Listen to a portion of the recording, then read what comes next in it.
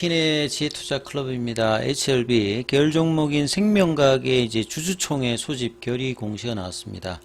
그리고 테라피틱스는 안구건조증제 대신에 이제 각막염으로 이제 선회한다는 이제 기사 한번 살펴봐 드리고요. 생명과학 제약 테라피틱스 글로벌 차트론까지 한번 살펴보도록 하겠습니다. 앞서 이제 댓글에 이제 전환사채 관련되는 부분에 추가로 좀 하나 더 드리면, 만약에 이제 그러면 1% 미만이면 이제 공시가 안 나온다면 그건 어떻게 그럼 알 수가 있느냐.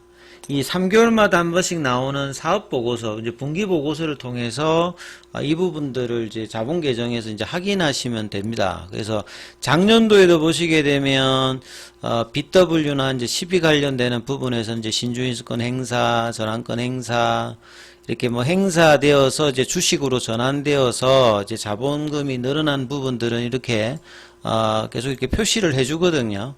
그러니까 이 부분들이 이제 분기 보고서에서 이제 자체적인 어떤 이제 그 전환 관련되는 부분에 공시가 안 나왔을 때 누적으로 뭐 확인할 수가 있고요.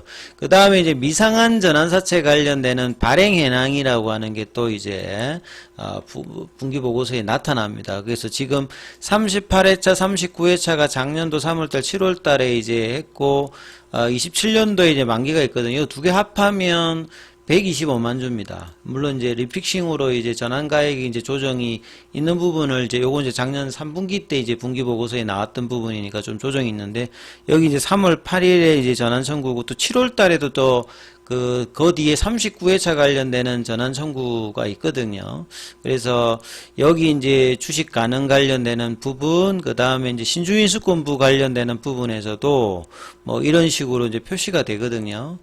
그러면 이제 이 부분들이 이제 1%를 넘기는 경우 같은 경우는 이제 누적해서 이제 이전에 전환된 걸 다 반영해서 이제 이야기를 하는 거고, 그 다음에 이제 앞서 위에 이제 전체적인 행사 관련되는 부분들 공시는 안 하지만 요 자료들이 다 가기 때문에 나중에 이제 분기보고서에서는 이 부분들을 간접적으로 이제 확인하면서 얼마만큼 이제 전환이 되고 있다, 이런 것들은 좀 뭐 참고로 알 수 있다, 이렇게 보시면 될 것 같습니다.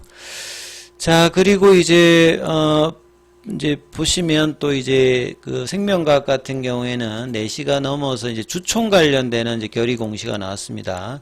이 3월 28일 오전 10시에 이제 하성시 라마다 동탄 호텔 2층 컨퍼런스 룸에서 하는데, 이제 관련되는 주주분들은 주총에 시간 되시면 한번 꼭 가보시라고 말씀을 드립니다.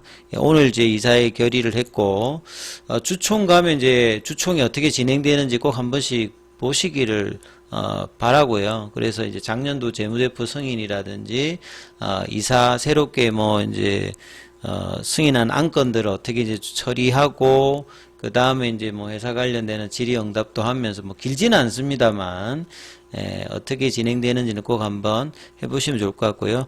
이사선임 같은 경우에는 이제 주총회에서 이제 이사 관련되는 부분은 등기 이사를 이야기하는 겁니다.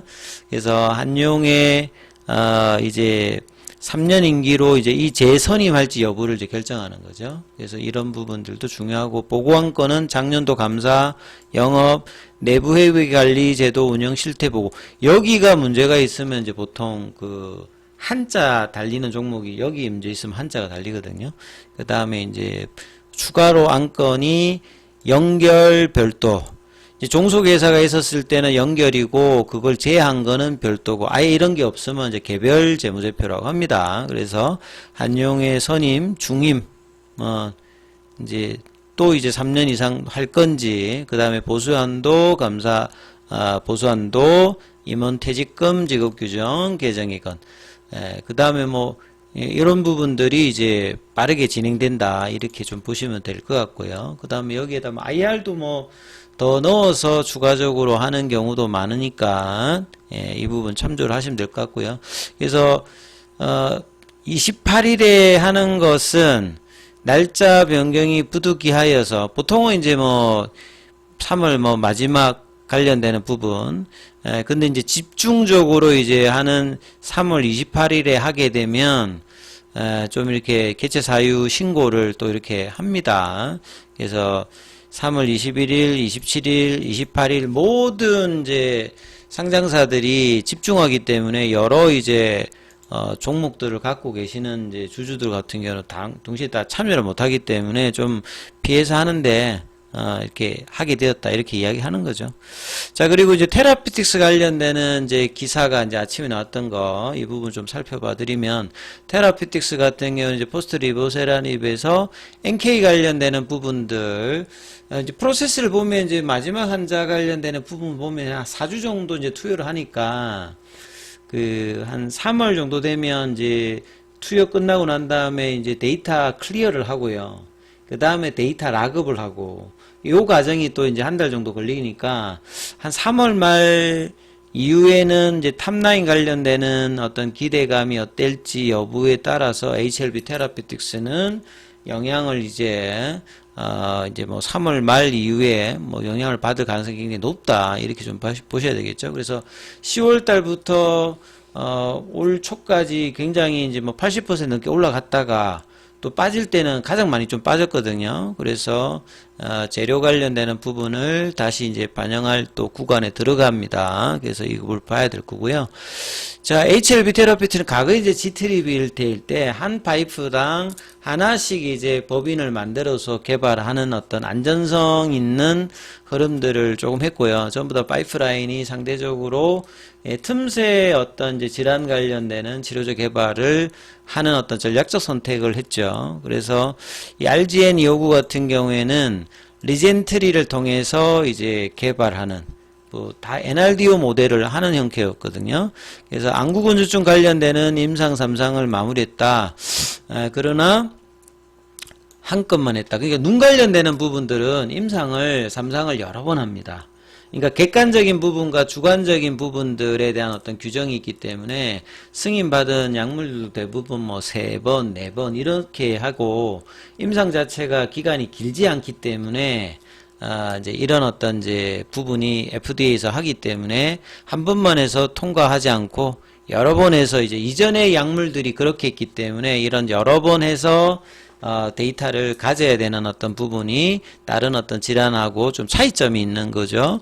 그래서 한 건만 성공해서 규정상 한 건의 임상 3상을 더 성공해야 허가 신청을 할 수 있기 때문에 개발 여력상 여러 개를 동시에 못하기 때문에 잠시 조금 안구건조증은 미뤄놓은 상태에서 이제 NK 관련되는 신경현상 각막염 관련되는 부분들을 미국과 유럽에서 이제 하는 쪽으로 전략적 선택을 했다는 것을 재작년에도 좀 이야기를 한 거고 근데 이제 늦어도 내년에는 주요국에서 허가 신청 완료하는 것을 일단 목표로 하고 있는 상황이고요. 리젠트리는 이제 과거에 2015년도에 리젠엑스와 합작해서 설립, 나머지도 다 비슷합니다. 파이프라인이.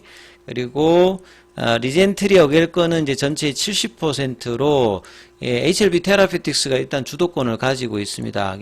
기존은 이제 티모신 베타 4를 가지고 안구건조증하고 이제 신경현상 각막염을 같이 이제 개발하는 어떤 흐름이고, 그래서 이제 뭐 어라이즈 1, 어라이즈 2, 어라이즈 3 요렇게 이제 진행되고 있는데요. 2018년도, 2021년도에 진행되었던 1차 지표 충족은 이제 미충족, 무충족으로 일단 나왔기 때문에 추가적으로 이 부분들을 안구건조증 관련해서는 해야 되는 어떤 사항입니다. 그리고 그래서 이제 RGN259 관련되는 부분에서는 3건의 임상 3상이 종료되었는데 이게 이제 어라이즈 1, 2, 3이죠. 앞에 있는 표같이. 근데 2, 3 같은 경우에는 마무리되었습니다만 그 두 건은 유효성 관련되는 부분들을 이제 확보하지 못한 상황이어서 잠정적으로 일단 전략적으로 밀어놓은 상태에서 이런 상태에서 이제 이 부분들이 이제 신경현상 각막염 이후에는 다시 이제 재개가 될 것이다 이렇게 생각하고 있었는데 안구건조증 대신에 확실한 염증 질환으로 분류되는 각막염 적응증, 그러니까 3대 이제 안질환이 보통은 눈으로 본다라고 하면 이게 이제 흰자가 있고 이제 뭐 검은 자가 있고 뭐 이제 흰자가 있고 뭐 이렇게 돼 있지 않습니까? 그래서 이제 검은 자 쪽에 이제 염증으로 되는 게 그게 이제 각막염이고요. 쉽게 뭐 그냥 생각하면 그 다음에 이제 뭐 흰자 쪽에 이제 뭐 발생하는 거는 그건 이제 결막염입니다. 결막염.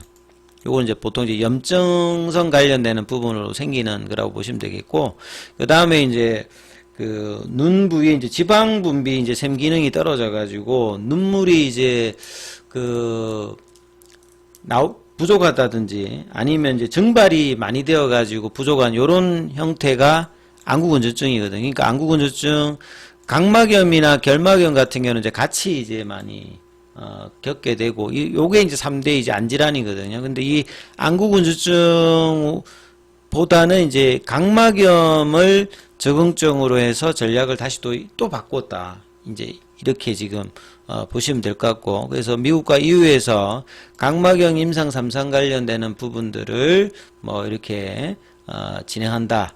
그래서 각막염 관련되는 부분은 이제 CO1과 CO2 관련되는 부분이 두 건이 이제 있는데요.